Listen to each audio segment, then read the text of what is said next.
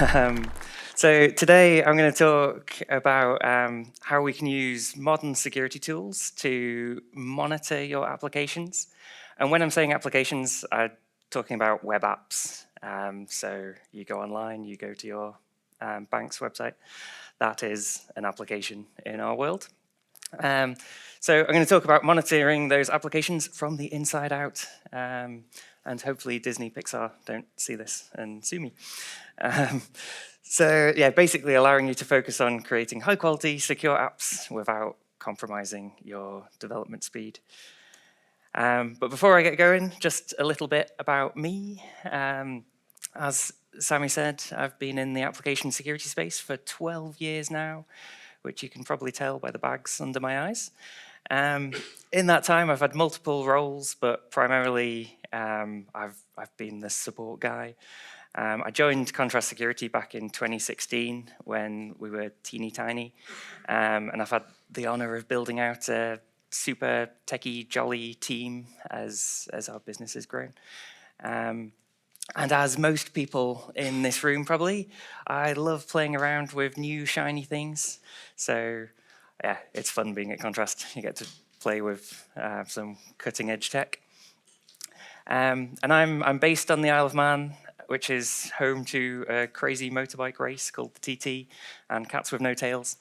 And I've got two little monsters, which keep me very busy when I'm not working. So, to set the scene, I wanted to give a bit of an overview of the types of application security tools currently out there. There's obviously a plethora of tools, but I'll go over the three of the biggest buckets of those tools. So first up, we have DAST tools, dynamic application security testing tools. These are tools that you point at your running web app and tell them to go and scan it. They'll crawl it and fire attacks and see what sticks. So it's kind of like an automated pen test, if you will. DAST tools have a number of challenges. Obviously, they're outside of the app, so they can't see what's going on inside the app. It's a black box, effectively. And you're only going to get reported back the successful attacks. So lots of false negatives, probably missing stuff, can't really see what's going on inside. That's the DAST world. Meanwhile, and where I was before Contrast was a SAST vendor. So SAST is static application security testing. These are scanners that you're pointing at the raw source code. They'll construct a model of the app and attempt to trace all the possible paths through it. Obviously, if you've got a complex application, that can be very slow and tedious. In fact, in my time at my previous company, I think the record for the biggest static scan was 1 month it took, and 4 terabytes of memory. And what you get out of that is a lot of false positives, because the scanner has to make a load of assumptions of what's actually going to be happening at runtime. So it will find all the real stuff, but it will also find a lot of stuff which isn't necessarily real. In this amazing meme, in the SAST world, basically your scanner's not going to see the hippo's big chubby cheeks, because all it's got to go on is the raw source, the bones of the app. So stepping away from the security world just briefly, in the modern world, in order to improve performance and safety, what we tend to do is we weave sensors into everything.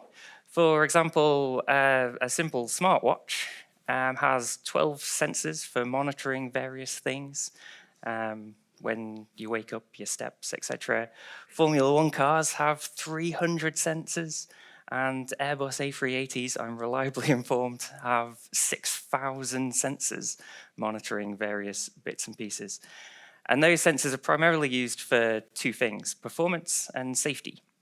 And we use them to get feedback of what the thing is doing as it's working. And are they accurate? 99% of the time, yes, they are. So in the software world, most companies do now use APMs, application performance monitors, in their software, but they don't have sensors in there for safety, which is where modern tools like IAST, interactive application security testing, comes in. So like an APM, IAST tools weave sensors into every layer of the application, giving us full insight into what the app is actually doing while it's running.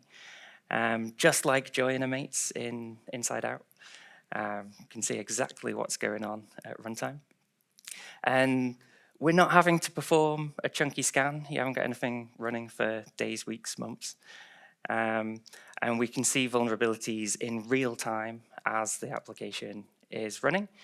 And because we can see precisely what the app is doing, the vulnerabilities we report can be super accurate because we know precisely what's going on, how the app has behaved. So why does any of this matter? Various tools, etc. The Phoenix Project, for anyone who's read the Phoenix Project, excellent book, describes the 3 ways, which are the principles that underpin DevOps and enable high-performing teams. The first principle is flow, which describes the flow of work through a process. You'll probably be doing many of these today, as making work visible in order to track it through a system and identify constraints or bottlenecks, limiting work in progress in order to reduce multitasking or context switching, reducing batch sizes. So we use sprints to make sure we have regular deliverables to the business, reducing handoffs, waiting for someone else to complete the work will slow things down, and eliminating waste, reducing our efforts on non-valuable activities like setting up test environments. The second principle is feedback and probably doesn't need much explanation. We know fixing things earlier can save a lot of time and provide learning experiences. We want to try and identify problems early by shifting things left. Everyone loves the good old shift left buzzword. And we want to make things easier for teams. And finally, we need to create a culture where we're continuously learning, adjusting, and improving. So the legacy security tools, your SASTs and your DASTs, create a number of pain points which prevent true DevOps. For example, if your scans are creating too many false positives to actually track issues. If they're too slow, you've got your days, your weeks, your months. So if you're having to wait for all that to complete, you end up all sorts of context switching. And you need security experts to dive in and help triage your vast amount of results. Configuring the scans, getting everything set up is manual work.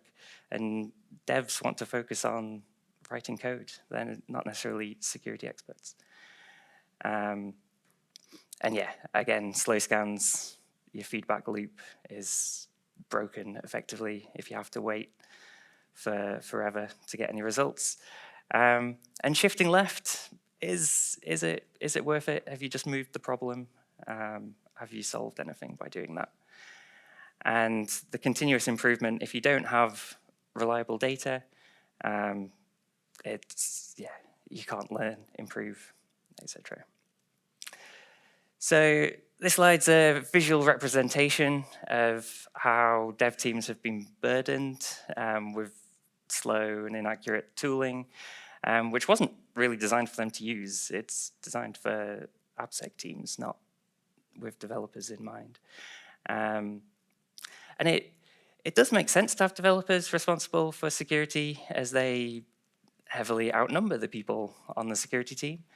But it's ended up either slowing down their pace, or even if you're not slowing down their pace, you're throwing so many findings at them that risk is being accepted, or real issues are being marked as false positives just to get them off the plate and out the way.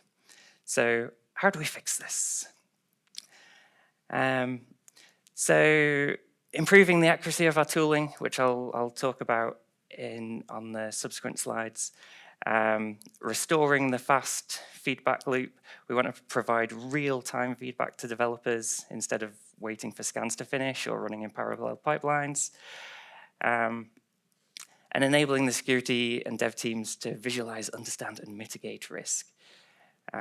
So we want to give them fewer but more accurate findings. And ultimately, our primary goal is to reduce mean time to remediation.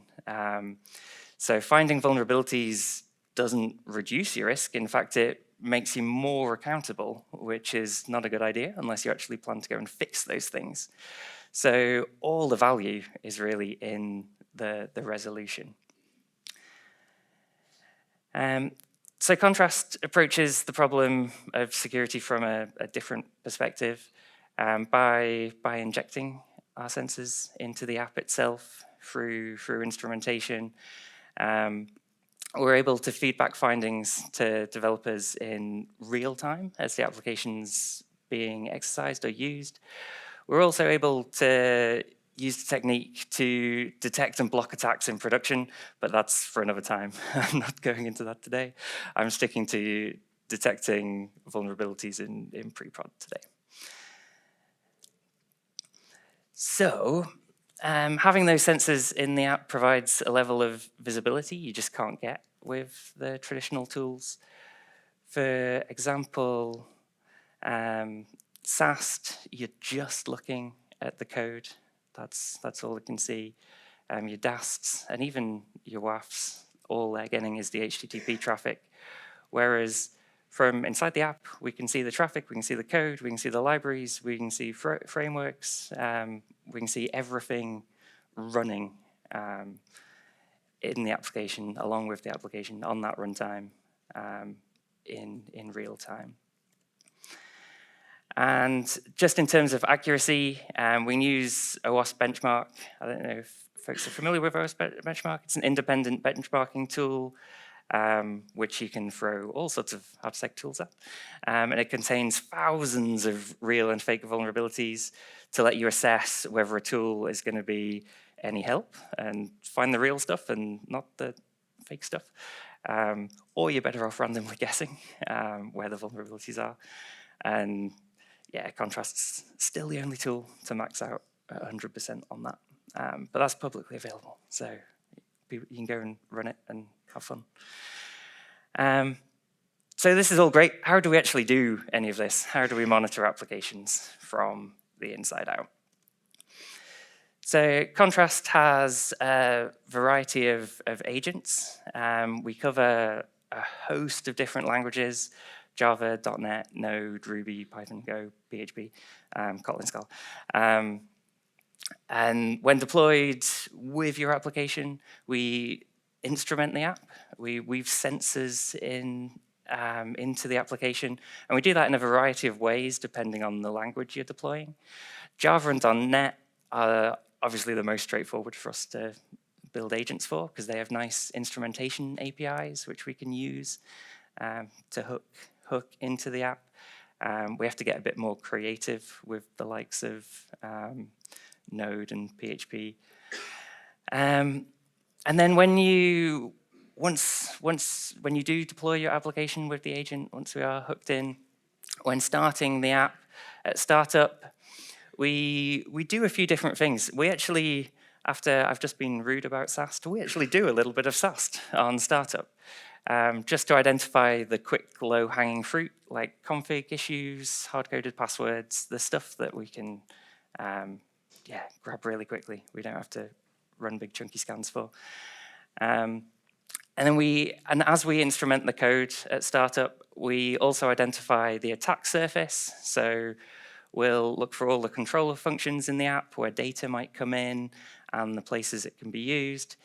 And then at runtime, once the app is up and running with the agent, we do data flow analysis. So I should have clicked through this at startup and at runtime. So data flow analysis as the app is being used, as people are visiting it or your tests are running. we're tracking exactly what the app is doing. So we're seeing where data is coming in, we're seeing where it's flowing through the app, and then where it eventually gets used. And that allows us to do cool things, like if we see a string come into the application, for example, if you went to your banking site and plugged in your username, that is a string coming into the app, we can then track it and see where it goes. And if we see that string pass through a myriad of functions, but if there's no validation, there's no sanitization, and it ends up getting plugged into an execute SQL statement of some kind, then we know that's a vulnerability. Obviously, we haven't tried to hack the application there. We've just put in our username, put in a string. But because the agent can see how that string is being handled, we can see that, hey, that wasn't validated, that wasn't sanitized. So we can report back a vulnerability and let you know, hey, you guys might want to go and fix this, because if this goes out in production, it could be scary. And we also, again, because we're in the app, we're in the runtime, we can also monitor library usage and tell you how much of your app is actually being used, what functions are being called, what is dead, etc. So it would be remiss of me not to point out that there are actually two forms of IAST, active and passive. Active IAST is effectively using a DAST type tool with a sensor running inside the app. So you're pointing your DAST tool at the app, and then you've got a sensor inside. So the sensor will try and identify the vulnerable line of code as the DAST tool is hitting it. They tend to still only be looking for the same types of vulnerability as the DAST tools, and they need malicious data to be thrown at them.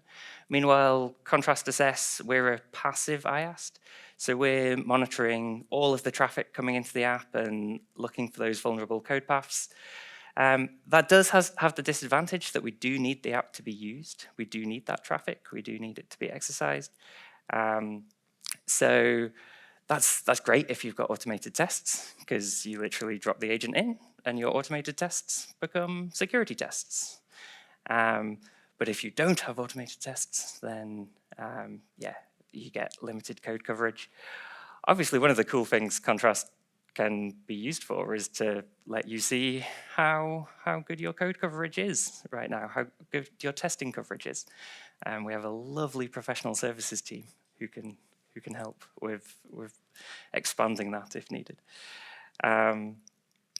So yeah, so that is our limitation. We do need traffic. We need testing.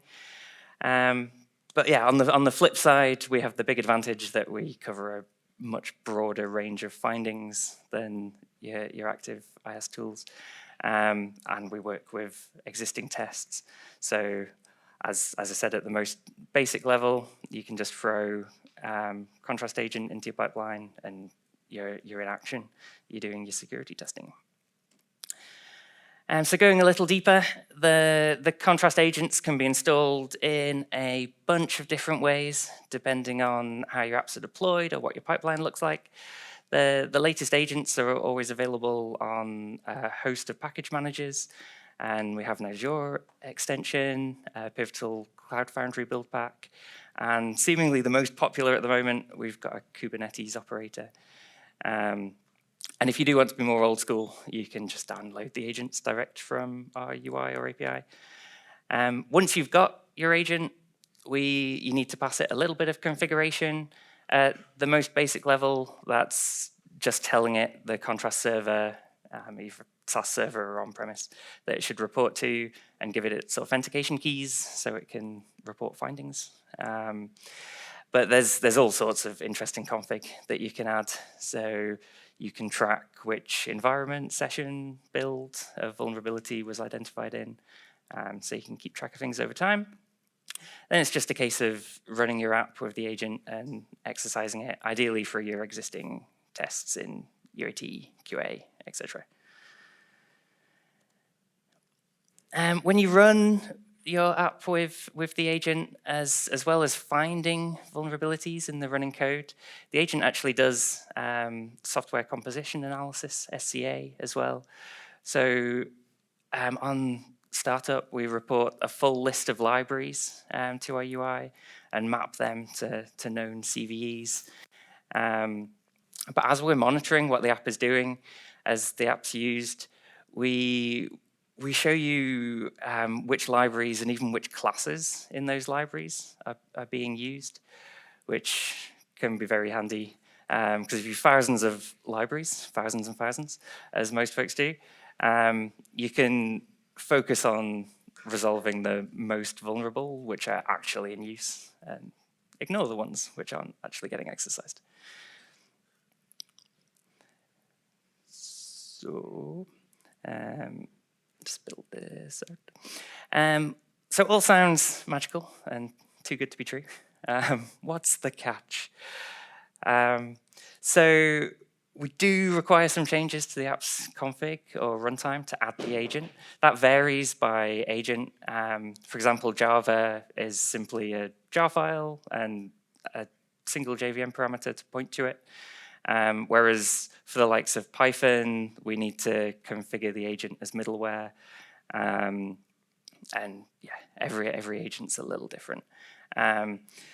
There's also the fact that most of the interesting vulnerabilities do need traffic to be detected, as they're found as we monitor the data flow through the app.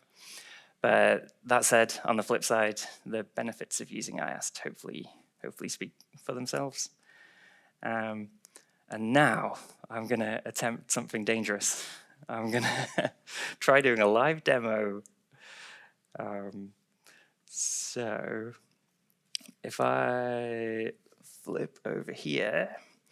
So I've got an application just locally called Terracotta Bank. This is just a purposefully vulnerable web app.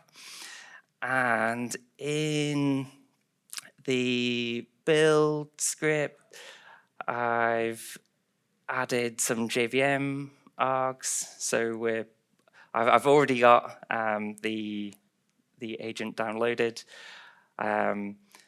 in this one. Just as an example, I've also got a Docker file here, which will pull down a specific version of the agent and shove it into the container before it runs. But I'm just going to do everything locally because that seemed slightly less terrifying. So I've already got the contrast.jar downloaded.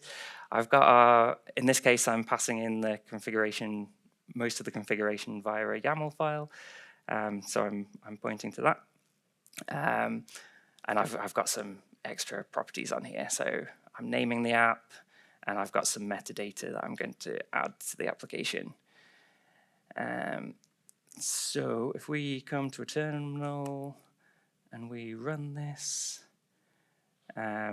so on startup, you might have seen at the very beginning there, there was various contrast output as we instrumented the app, but that should now be up and running.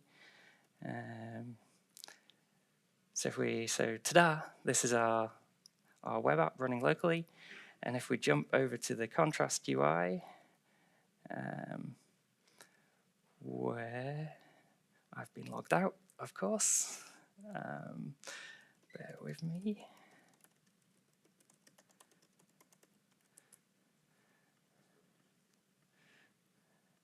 So if we jump back in here, we should now see we've got a big list of test applications here, but if I search for, this is Terracotta Bank. So this is the app we've literally just launched. We can jump in and we can see our list of libraries that have been reported. So for every library, we can see any linked CVEs, and we haven't done anything yet, so there's no usage, but we will report class usage. And then we should also be able to see, here we go. So we can now also see vulnerabilities. So this is just from starting up. We've already spotted a few things, and as we use the application, if I come and do something on here, we should see. We'll jump into the SQL injection. So this is actually one I did earlier. It's like Blue Peter. So we can see this was found on the login page. We can see that my name just came in through the username parameter. And if we jump over to details, we can see exactly where it came in. We can see where it flowed through the app, and then where it was eventually used. So it's being used in a SQL statement there. And yeah, as we click around the app and do more, we'll see more vulnerabilities. I do have, in fact, if I kill that, I can actually run this in test mode, which launches the app, and there's some Selenium tests which will poke around for me. And yeah, all the tests are failing. But yeah, as that happens, we'll see more and more vulnerabilities pop up, purely from tests, non-malicious tests, just our regular testing. And we've also got route coverage, so we can see all the possible routes through the app, and we can see what's been exercised. So when we're looking at our application, we can see how much of the app has been tested, has been exercised, and expand out from there.